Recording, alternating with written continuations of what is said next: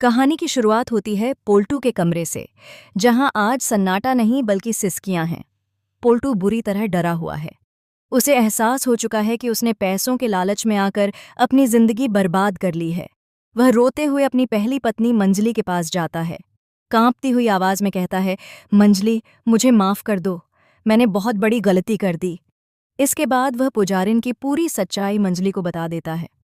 पोल्टू कहता है कि वह पुजारिन कोई आम औरत नहीं है। उसके पास बंदूक है और वह किसी को मारने की बातें करती है। उसे अपनी जान का खतरा महसूस हो रहा है। उसे लगता है कि शायद वह अब ज्यादा दिन नहीं बचेगा।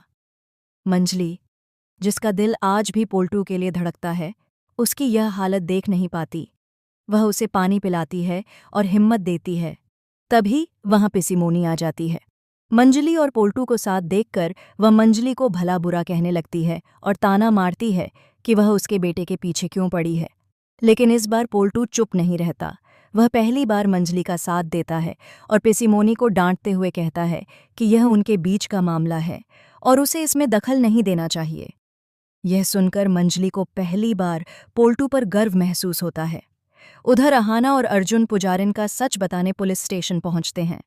अहाना इंस्पेक्टर को वह फोटो दिखाती है जो उसने पिछली रात छुप कर खींची थी।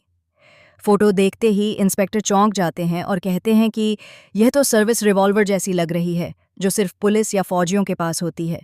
इसका मतलब है कि ये औरत किसी बड़े गिरोह से जुड़ी हुई है। इंस्पेक्टर तुरंत अलर्ट हो जाते हैं और फैसला करते हैं कि आज रात ही इस खेल का अंत किया जाएगा।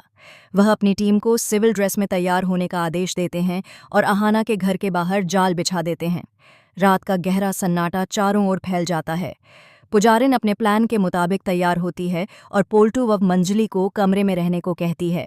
वह बताती है कि वह अपनी माँ के पास जा रही है और पर्स लेकर घर से निकलती है। तभी वह अचानक रुक जाती है और खिड़की की ओर देखती है, जहां अहाना छुपकर उसे देख रही होती है। अहाना तुरंत छिप जाती है। एक पल के लिए लगता है कि वह पकड़ी जाएगी, लेकिन तभी पुजारिन के फोन पर मैसेज आता है और वह तेजी से ऑटो में बैठकर निकल जाती है।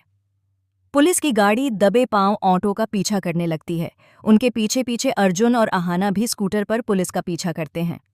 अर्जुन बार बार अहाना को समझाता है कि यह पुलिस का काम है और गोलियां चल सकती हैं, इसलिए उन्हें वापस लौट जाना चाहिए। लेकिन अहाना जिद पर अड़ी रहती है। वह कहती है कि आज उसे इस औरत का असली सच जानना ही है, क्योंकि इसने उनके घर को नर्क बना दिया है।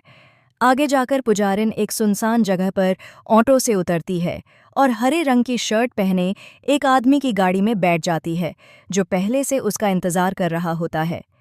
यह देखकर पुलिस और अहाना को यकीन हो जाता है कि मामला बहुत गंभीर है।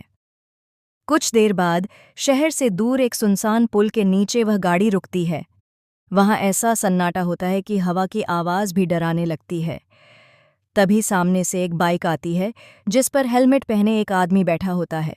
पुजारिन गाड़ी से उतरती है और अपने पर्स से एक हार्ड डिस्क निकालती है। पीछे छिपी पुलिस टीम अपनी पोजीशन ले लेती है। इंस्पेक्टर को शक होता है कि इस डिस्क में देश की सुरक्षा से जुड़ी अहम जानकारी है, जिसे यह जासूस दुश्मन को बेचने आई है। पुजारिन वह डिस्क बाइक वाले को देती है। बाइक वाला अपने बैग से लैपटॉप निकालकर डिस्क चेक करता है। थोड़ी देर बाद वह गुस्से में चिल्लाता है और कहता है कि उसके साथ धोखा हुआ है। गुस्से में वह अपनी पिस्तौल निकालकर सीधा पुजारिन पर तान देता है। अब इंस्पेक्टर और इंतजार नहीं करते। वह अपनी टीम को इशारा करते हैं और एक साथ लाइटें जलाकर चारों तरफ से उन्हें घेर लेते हैं। हैंड्स अप की आवाज से पूरा इलाका गूंज उठता है। पुलिस को देखकर बाइक वाला गुंडा अपनी जेब से बंदूक निकालने की कोशिश करता है, लेकिन उससे पहले ही पुजारिन एक जबरदस्त एक्शन मूव करती है। वह बिजली की रफ्तार से उसका हाथ मरोड़ती है, बंदूक छीन लेती है और पल भर में उसे उसी के माथे पर तान देती है। सब लोग हैरान रह जाते हैं। तभी पुजारिन और उसके साथ आया ड्राइवर अपनी जेब से ID कार्ड निकालते हैं। कड़क आवाज में पुजारिन कहती हैं, inspector, don't shoot. I am ACP Pooja, undercover unit. यह सुनते ही इंस्पेक्टर और उनकी टीम रुक जाती है। ID चेक करने के बाद वे तुरंत सलाम करते हैं। अहाना और अर्जुन तो जैसे पत्थर के बन जाते हैं। ACP पूजा बताती है कि यह गिरोह देश का डाटा चुरा रहा था और वह सिर्फ नाटक कर रही थी ताकि इनके मेन लीडर तक पहुंच सके। सच्चाई सामने आते ही बाजी पलट जाती है, लेकिन वह बाइक वाला आतंकवादी इतनी आसानी से हार मानने वाला नहीं होता।